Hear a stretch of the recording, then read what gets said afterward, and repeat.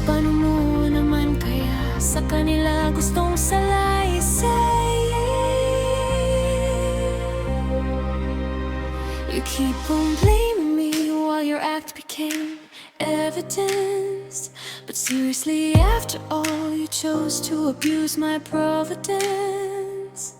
I never meant to harm anyone. Since the creation of mankind, you defiled the life I gave, and after then, you left me behind. You never saw me for who I was to you, or all the things I've done for all of you.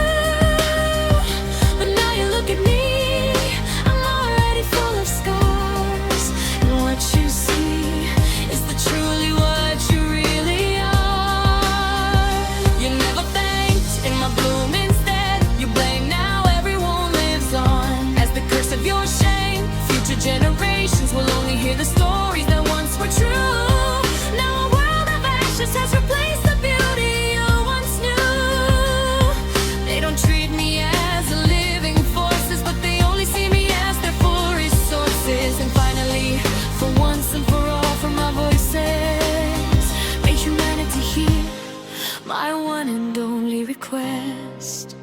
Kaya gumising ka at magpusang subok ang itama ang tadhana. Ang bunga ay matamas at di ng mga susunod pa sa kanila mo ipamana.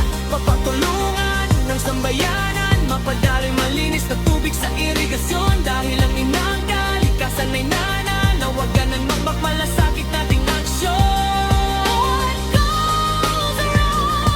Always comes around, putting it back ito sa bawat reaksyon. Kailangan operasyon, mayroon pang pagkakataon para sa restorasyon, at ang kapaligiran may kondisyon naman napabaya sa tunay mong obligasyon, at humantong na lang sa distraksyon.